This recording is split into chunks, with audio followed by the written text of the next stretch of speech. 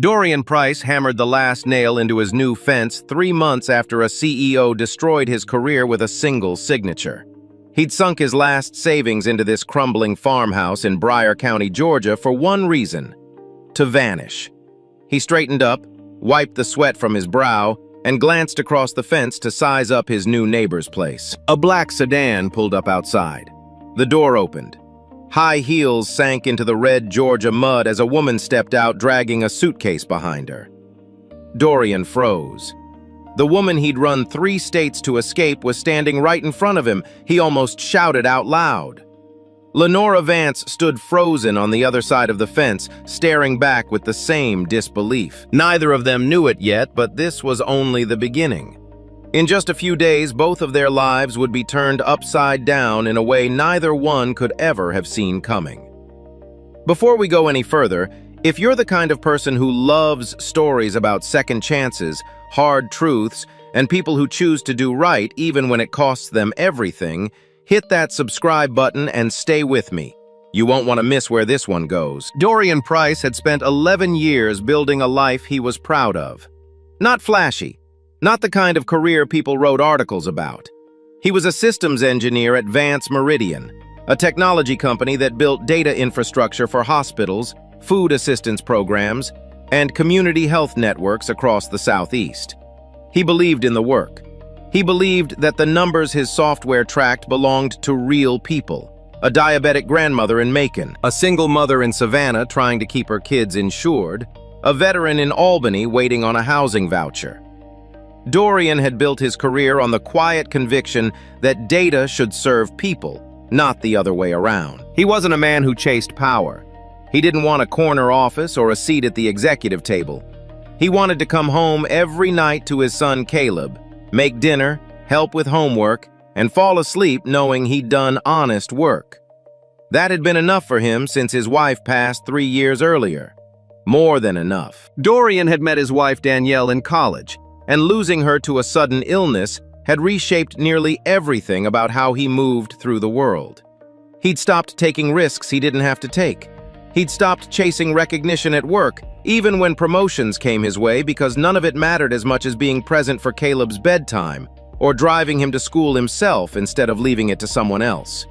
Vance Meridian had been for years a place where that kind of quiet life was possible. He clocked in, did meticulous work, clocked out, and went home to the only 2 people, himself and his son, that mattered to him. Then the company's data scandal broke. An internal report Dorian had written flagging a critical flaw in how the company's risk assessment algorithm was scoring low-income patients resurfaced during an external audit 14 months later. Except by the time it resurfaced, it wasn't the report Dorian had written anymore. Key paragraphs were missing. Timestamps had been altered. Warnings he'd raised about the algorithm mislabeling elderly and low-income families as high risk, effectively cutting them off from aid programs, had been rewritten to make it look like Dorian had authored the flawed system himself, then buried his own warning to cover it up. The man behind the alteration was Preston Keene, the company's chief operating officer. Smooth in boardrooms, ruthless behind closed doors, Preston had spent years cultivating an image as the company's steady hand, the executive everyone trusted to keep things running clean. When the audit threatened to expose the algorithm's failures, Preston needed someone to blame. Dorian, quiet and without a legal team of his own, was the easiest target in the building. Lenora Vance, the CEO, never dug deeper. She trusted Preston. She always had. He'd been her father's hire, a fixture in the company since before she took over, and when he told her the report proved Dorian had falsified data to protect his own negligence, she believed him without hesitation. She signed the termination herself. She let the legal team apply pressure quietly.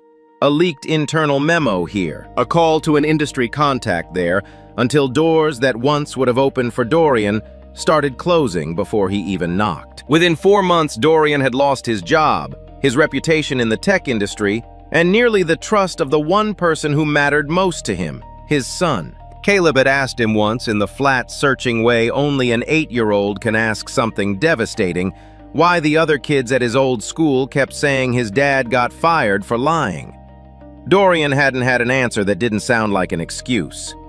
That was the night he decided he couldn't keep living in a city where his son heard rumors about him from a lunch table. He sold what he had left, most of it anyway, and used every dollar to buy a rundown farmhouse 2 hours outside Savannah in a small stretch of Georgia countryside called Bryer County. No corporate towers, no reporters, just cornfields, cicadas in July, and the smell of rain on red clay. He wanted Caleb to grow up somewhere that had nothing to do with boardrooms or headlines. Somewhere a person's worth wasn't measured by a title. On their first afternoon in the new house, Dorian spent hours clearing the garden that had gone wild with neglect. He cut back overgrown grass, tore vines off the porch railing, straightened a collapsed tomato trellis, and replaced rotted boards in the fence separating his property from the house next door. It was the first time in months he'd built something instead of watching something fall apart. His hands ached by the time he drove the last nail in, but it was a good kind of ache. That was when the black sedan pulled into the driveway across the fence line. Dorian barely had time to register the car before the door opened and a woman stepped out, heels sinking immediately into the soft red mud, a garment bag over one arm, a suitcase in the other hand. She looked like she'd stepped out of a downtown high-rise and landed by mistake in the middle of a cow pasture. It took Dorian several seconds to place her face. When he did, his stomach turned to stone. Lenora Vance, standing in the yard next to his. She looked up at the same moment, and whatever composure she carried into that driveway evaporated. Her mouth opened slightly. Her grip on the suitcase handle tightened. Neither of them said anything for what felt like a full minute. The only sound was a mockingbird somewhere in the tree line and the low hum of her sedan's engine cooling. "You're supposed to be in Atlanta," Dorian finally said, though it wasn't really a question. It was disbelief looking for somewhere to land. Lenora looked at the house behind her, then back at him as if checking whether the world had rearranged itself around her without permission. "This was my aunt's place. She passed last spring. I didn't even know anyone had bought the house next to it." "I did," Dorian said. 3 weeks ago." He watched her eyes drop briefly to the fence between them, to the fresh boards he'd just finished nailing in, as though the fence itself had betrayed her by being real, by being close by, belonging to him. She recovered first in the way people who run companies learn to recover. "Mr. Price, I understand if you don't want to—" "I don't," Dorian said, flat and immediate. Lenora exhaled, and for one unguarded second the CEO mask slipped. She looked tired, not performing tired, actually tired the way a person looks after months of losing something slowly instead of all at once. "The board forced me to step back from day-to-day operations after the audit went public," she said. "There's still press outside my building in Atlanta. Preston suggested I disappear for a while until the story dies down. This was the only place I had that wasn't already compromised." Dorian's jaw tightened. He didn't care about her press coverage or her board or her convenient inherited farmhouse. He cared about the 14 months of silence he'd endured while lawyers built a case against him that never should have existed. He cared about the resume that now had a permanent asterisk on it, no matter where he applied.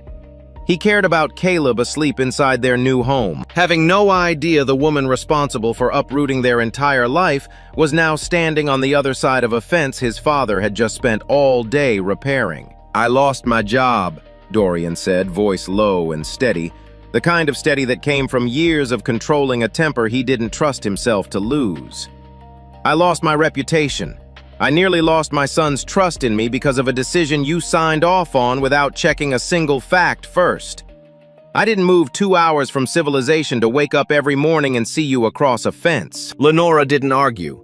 She didn't offer the kind of polished non-apology executives are trained to give. She just stood there, absorbing it, looking smaller than any photograph of her Dorian had ever seen in a business magazine. "I didn't know," she said quietly. "I swear to you, I didn't know it was your house." "Doesn't change anything," Dorian said. He turned back toward his own porch, done with the conversation, done with her, or so he told himself. He walked into his own kitchen, hands still trembling slightly with the adrenaline of the encounter, and found Caleb sitting at the table with a coloring book, humming to himself, oblivious to the storm that had just passed a few yards away. Dorian stood in the doorway a moment, just watching his son grounding himself in the ordinary sight of a boy who trusted that the world was safe as long as his father was nearby. He didn't tell Caleb, who had just moved in next door. Not yet. He wasn't sure how to explain it to an 8-year-old without frightening him, and some part of him hoped foolishly that if he didn't say her name out loud, she might simply disappear the way she'd appeared without warning, without consequence. That night, after Caleb was asleep, Dorian sat at the kitchen table with a legal pad and a pen, doing the math he didn't want to do. Selling this house meant losing what little equity he'd managed to scrape together. It meant explaining to Caleb why they were moving again only weeks after promising him this would be the last time. It meant admitting that no matter how far he ran, someone with money and power could still show up next door and rearrange his life without even trying. Or he could stay. He could stay on this land he had already started to call his, the garden he'd cleared with his own hands, the fence he'd rebuilt board by board, and refused to let Lenora Vance's presence undo the one decision that had finally felt like his own. He could draw a line literally and otherwise, and make sure she understood it was permanent. He set the pen down and looked out the window toward the house across the fence, where a single light glowed behind drawn curtains. He wasn't running again, not this time. This was his land now, and whatever she was hiding from whatever storm had followed her out here, she would have to survive it on her own side of the fence. The days that followed turned Lenora Vance into someone she barely recognized. She didn't know that the metal latch on her gate needed to be lifted before it was pushed, so she spent her first morning wrestling with it until her palm was raw. She couldn't tell okra from weeds and pulled up half a row of vegetables her aunt had apparently planted the season before she died. The well behind her house ran fine some mornings and produced nothing but a dry, rattling groan on others. And on the third day, she'd nearly called an emergency plumber over a neighbor's chicken that had wandered onto her porch and refused to leave. She had never lived anywhere without a doorman, a cleaning service, or an assistant who handled the small logistics of daily life before she even noticed a problem existed. Out here, there was no one to call at midnight when the power flickered. No one to explain why the water pressure dropped every time it rained. She spent an entire evening reading appliance manuals by flashlight after the refrigerator made a noise she didn't recognize, feeling for the first time in years. Genuinely helpless and strangely beneath the frustration, a little more human for it. Dorian saw all of it from his side of the fence. He tried not to. He told himself it wasn't his problem that a woman who ran a company worth hundreds of millions of dollars could figure out a garden hose on her own. He didn't want to help her. He especially didn't want Caleb to see him softening toward the woman who'd upended their lives. But the countryside had a way of making coldness hard to sustain. On the fourth evening, a summer storm rolled in fast and violent, the kind that turned the sky the color of a bruise in under 10 minutes. Dorian was closing his own windows when he noticed water streaming off Lenora's roofline in a place it shouldn't have been, pouring through a gap where shingles had lifted, running down the inside wall visible through her kitchen window. She was inside, scrambling with a bucket and a bath towel, trying to catch the leak before it spread. Dorian told himself to close his blinds and let her handle it. Then he saw where the water was headed toward an old electrical outlet low on the same wall. He was across the fence with a ladder before he'd fully decided to go. "I don't need help," Lenora said when he came through her door, soaked already from the 20 feet between houses. "I'm not doing this for you," Dorian said, already climbing. "I'm doing it because if that wall catches fire, it takes half this field with it." He worked in the rain for 20 minutes, tarping the gap in the roof with materials he'd brought over from his own garage, while Lenora held the ladder steady below him and said nothing. When he came down, soaked through and breathing hard, she reached for her purse. "Let me pay you." "No." "Dorian, please, at least for the materials." "I said no." He picked up the ladder and started walking back toward the fence, then stopped and without turning around added, "I don't help you because you're a CEO. I helped because a fire out here isn't just your problem." He didn't wait for a response. But as he walked away, he felt something shift. some small crack in the wall he'd built the day she arrived. He hadn't done it out of kindness toward her, he was almost sure of that. But it hadn't felt like nothing either. Lenora stood on her porch a long time after he was gone, watching the rain replaying the sentence in her head. "I don't help you because you're a CEO." No one had spoken to her like that in years. Not her board, not her assistants, not even her friends, most of whom had learned at some point to speak to the position instead of the person. A few days later, Caleb asked Lenora to help him and his father fix an old transistor radio they'd found in a box left behind in the garage. It wasn't an invitation so much as an 8-year-old simply handing her a small tin of screws and expecting her to be useful. She sat on the porch steps, sorting screws by size, while Dorian worked on the radio's casing, and for a while none of them said much at all. It was the first time the three of them occupied the same space without a fence, literal or otherwise, standing between them. When Caleb went inside for water, Lenora finally asked the question she'd been circling for days. "Did you ever think about suing?" Dorian didn't look up from the radio. "I have an 8-year-old.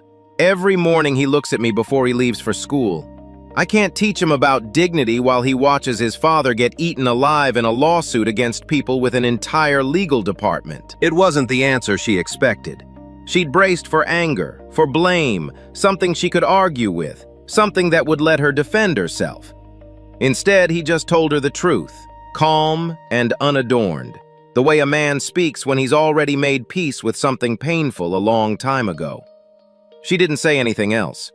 But something in her chest had shifted permanently in a way she wasn't ready to name. That night alone in her aunt's old house, Lenora found herself standing in front of the bathroom mirror for a long time, looking at a woman she barely recognized.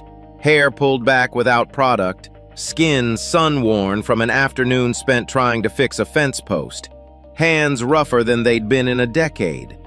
She thought about the version of herself who used to review quarterly earnings calls in tailored blazers, who had learned to speak in a register designed never to sound uncertain. That woman would have had an answer for everything. This one didn't. And for the first time, she wasn't sure the first version had ever really known anything at all. The peace didn't last. One afternoon, while Dorian was repairing the water pump behind his garden, an unmarked envelope arrived at Lenora's door. Inside was a thick file, and on top of it a report she recognized instantly because her legal team had once summarized a version of it for her, stripped and rewritten. This was the original, Dorian's original. The report proving he had warned Vance Meridian 14 months before the scandal broke that its risk assessment algorithm was flagging low-income families, elderly patients, and hourly workers as high risk, cutting them off from healthcare access and community assistance they were entitled to. Dorian hadn't sabotaged the company. He'd tried to save it from itself. She carried the file across the fence past the garden and found him kneeling in the dirt, packing soil around a new row of seedlings. He didn't look up right away. "I think I was wrong about you," she said. He straightened, slowly brushing dirt from his hands, and looked at her with an expression that had gone cold in a way she hadn't seen from him before. Not angry exactly. Something worse. Tired in a way that had nothing to do with the heat. "You didn't need the truth to destroy me," Dorian said. "But now you need paperwork to believe I wasn't a traitor." The words landed exactly where he meant them to. Lenora stood there holding evidence of his innocence, and for the first time she understood that her mistake had never been just a business decision. It had cost a man his career, his city, his sense of safety in the world he'd built for his son. A signature had done that. Her signature. That night, Preston called. He appeared on her laptop screen from his office in Atlanta, backlit by the kind of soft lighting that made everything he said sound reasonable. His voice was calm, the way it always was, not commanding, just guiding, the way it had guided her for years without her ever noticing the difference. "You're losing perspective, Lenora," he said. "You've been isolated out there too long. That file showing up anonymously, have you considered that it might be a setup? That Price wants you dependent on him so he has leverage over the company. It's his original report, Preston. I recognize the formatting. Formatting can be recreated," he said smoothly. "I'm not saying he's a bad man. I'm saying you're vulnerable right now, and vulnerable people believe convenient stories. The board is already asking why you haven't come back to the city. If you don't return soon, they're going to assume you've checked out." She didn't argue with him. She just listened the way she always had and hung up the call feeling something she'd never let herself feel about Preston Keene before: doubt. She sat in the dark for a long time afterward in the house across the fence from Dorian's garden, turning the conversation over in her mind. Preston had guided her through every major decision for 6 years. Never ordered, always suggested. Never threatened, always cautioned. And she had never once questioned where his suggestions were leading her, or why they always seemed to protect him more than they protected the company. For the first time, she began asking herself what exactly Preston Keene had known and when he'd known it. Preston didn't wait for her to find the answer. Within days, a story broke claiming Dorian had lured the isolated, embattled CEO out to the countryside to manipulate her using her vulnerability to seek revenge against the company that fired him. Reporters descended on Bryan County within 24 hours. Unfamiliar cars lined the dirt road outside both houses. Cameras pointed through the fence at Dorian's garden, at his truck at the tomato trellis he'd rebuilt with his own hands. Caleb came home from school asking if his father was a con man, because that's what one of the older kids had called him at lunch. A farmer who'd tentatively agreed to hire Dorian to fix his irrigation system canceled the job without explanation. People in town who'd started to nod at Dorian in the hardware store now looked away when he walked in. The quiet life he'd built 2 hours from everything he'd fled was suddenly the epicenter of someone else's scandal all over again. Dorian took to leaving before sunrise just to avoid the reporters camped at the end of the road, driving the long way into town so Caleb wouldn't have to see the cameras from the school bus window. He stopped answering his phone altogether, letting calls from unknown numbers go straight to voicemail. Most of them either journalists fishing for a quote or worse, old colleagues calling to ask in careful tones whether any of it was true. He didn't return a single one. He'd learned, the first time this happened to him, that explaining yourself to people who've already decided what to believe rarely changes anything. It only exhausts you faster. Lenora wanted to go public in his defense. A statement, an interview, anything to shift the narrative back onto herself where she believed it belonged. Dorian stopped her before she could. "Don't turn me into your redemption story," he said, standing at the fence with his arms crossed, his voice harder than she'd heard it since the day she arrived. "I don't need you crying in front of a camera. I need you to tell the truth, even when nobody's clapping for it." Lenora absorbed the words in silence. Every instinct she'd built over a decade of corporate crisis management told her to control the narrative to get ahead of the story, to manage the optics. None of that would work here. Dorian didn't need a CEO to rescue him. He needed a person willing to take responsibility publicly with nothing to gain from it. Preston's final move came 2 days later. A fabricated document surfaced allegedly proving Dorian had accepted payment from a rival firm to sabotage Vance Meridian's systems from the inside. It spread fast, the way manufactured outrage always does, faster than the truth had any chance of catching up. People who had just started to believe in Dorian's innocence pulled back again, this time for good, muttering about opportunists and grifters who'd play any angle for money. Dorian didn't come inside that night. He sat on the porch steps in the dark, staring out at the garden he'd spent weeks bringing back to life, and let himself count everything he'd lost.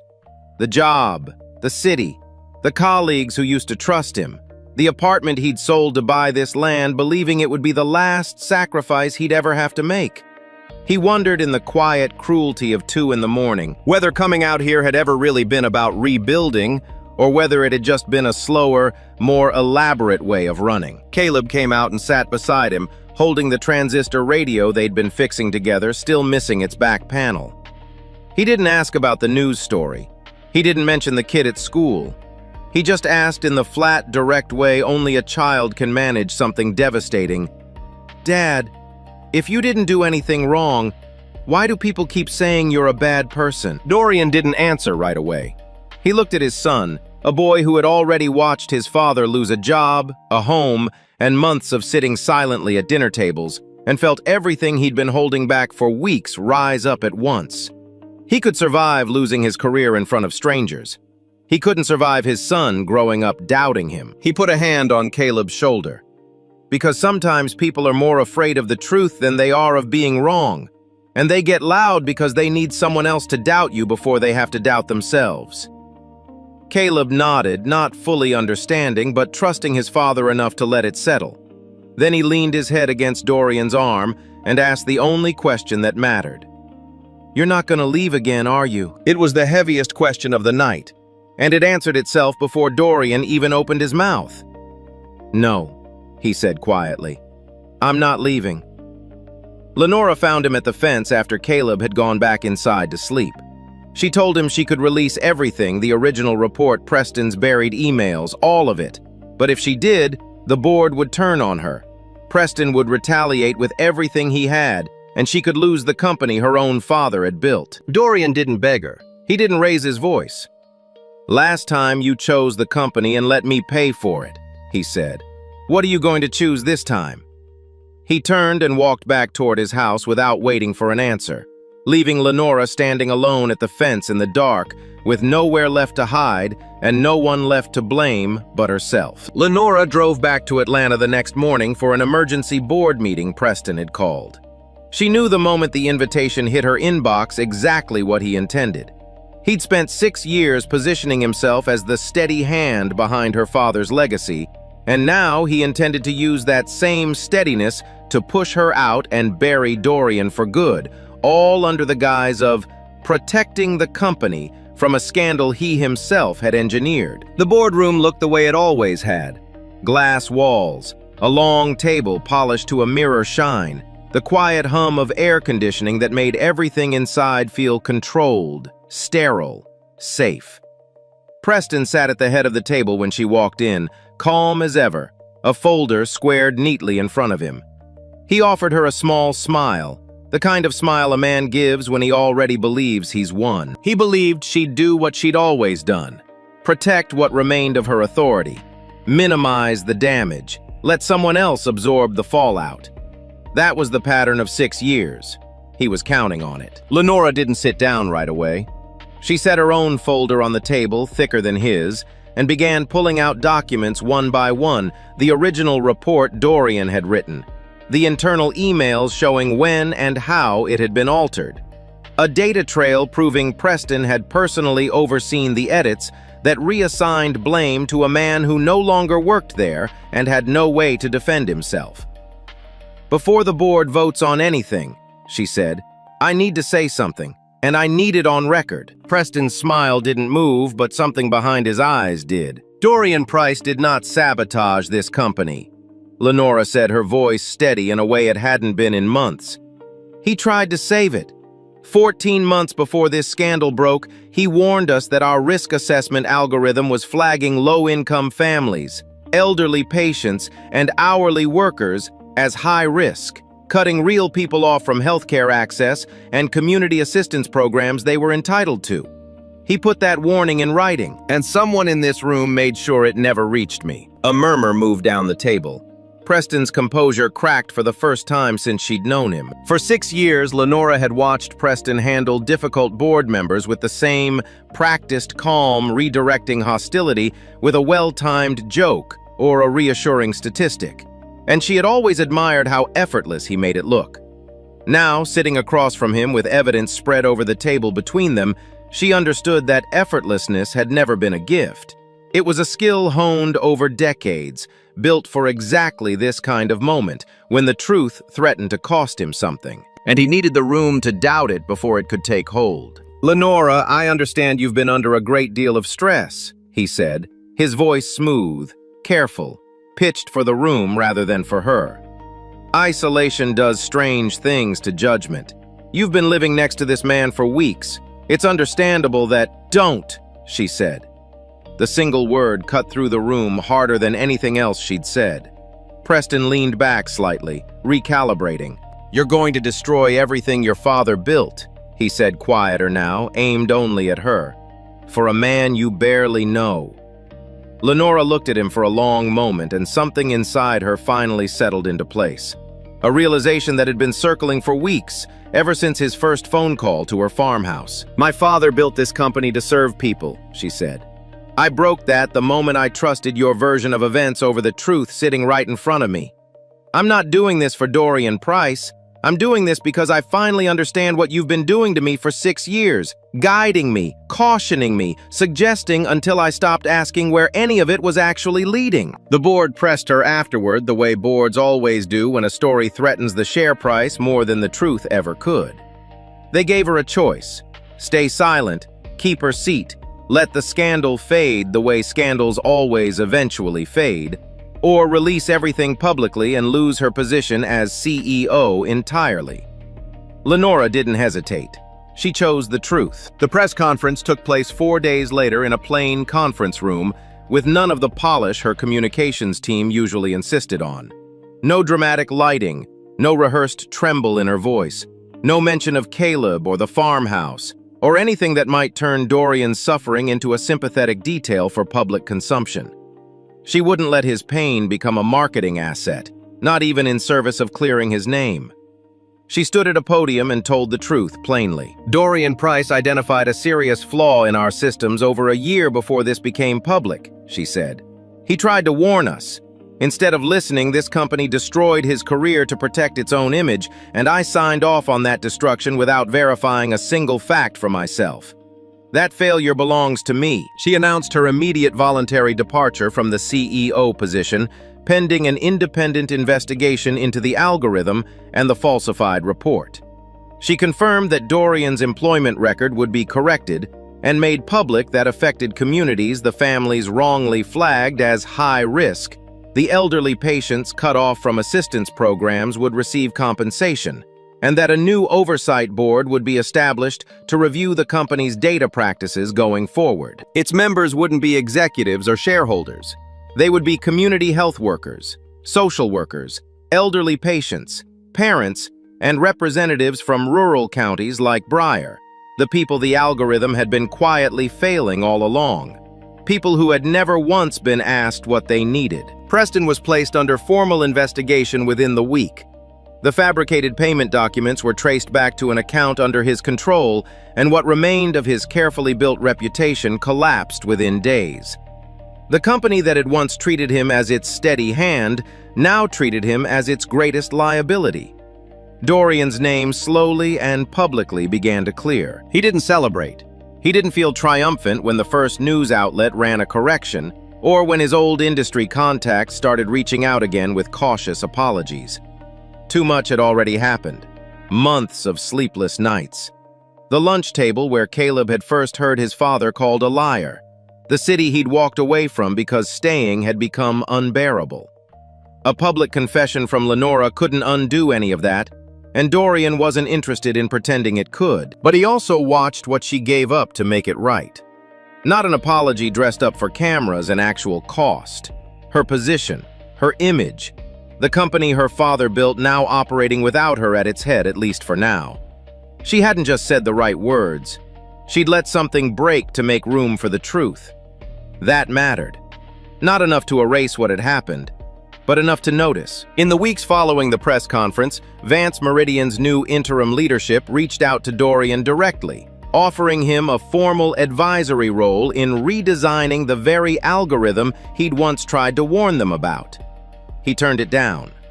Not out of spite, but because he no longer wanted his name tied to a company that had needed a public scandal to remember its own values. He preferred smaller work now, county health departments, local nonprofits, school districts trying to modernize without losing sight of the families their systems were meant to serve. The pay was smaller, too. He didn't mind. Months passed. Dorian still lived in the farmhouse in Briar County, and the garden he'd cleared that first exhausting afternoon had grown into something worth the effort. Tomatoes heavy and red on the vine, okra standing tall against the summer heat, a row of sunflowers Caleb had planted himself and checked on every morning before school like they were pets. Dorian had taken on independent consulting work for community tech projects, but he was selective now in a way he hadn't been able to afford to be before. He only accepted work that let ordinary people understand exactly how their data was being used and why. It felt less like a job and more like something closer to repair. Lenora never went back to her penthouse in Atlanta. She stayed in the house across the fence, learning for the first time in her adult life what it meant to belong somewhere without a title attached to her name. She fixed her own gate latch eventually. She learned to tell okra from weeds. She brought casseroles to the church potluck down the road and quietly helped fund a renovation of the county's small library without putting her name anywhere near the donor plaque. The relationship between Dorian and Lenora rebuilt itself slowly without announcement, without either of them naming it out loud. There was no grand declaration, no rushed promise neither of them was ready to make. Just quiet evenings standing on either side of the fence talking about nothing in particular. The weather, the garden, whether the corn would come in early this year. Caleb had taken to handing Lenora a tin of screws whenever he and his father worked on that old transistor radio, as though her presence there had simply become expected, unremarkable, normal.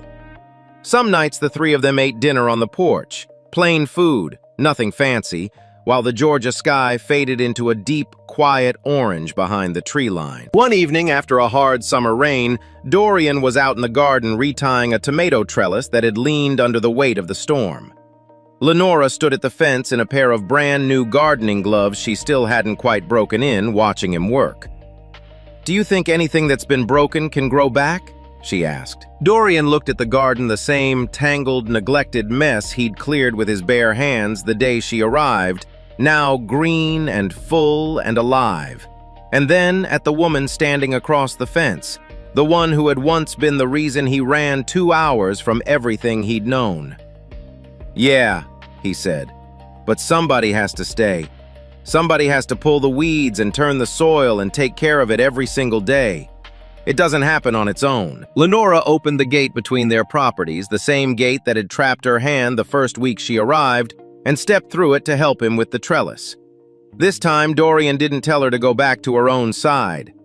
The two of them stood together in the garden as the last light faded from the sky, in the same soil where the truth had once cost them both everything, and where slowly, deliberately, day by day, they were learning that starting over never came from running. It came from staying long enough to fix what was broken. If this story meant something to you, you already know why sometimes the person who hurt us most is also the one who has to learn the hard way what it costs to stand up and tell the truth. Dorian never got his old life back, but he got something better. A home he built with his own hands. A son who never had to doubt him, and the peace of knowing his worth was never in someone else's hands to begin with. And Lenora learned that an apology means nothing without a price attached to it, that real accountability isn't a statement, it's what you're willing to lose to make things right. If you believe in stories like this about honesty, about second chances, about people who choose to stay and fix what's broken instead of running, subscribe to the channel so you don't miss the next one. And if this story reminded you of your own strength, drop a comment and let me know. We'll see you in the next story.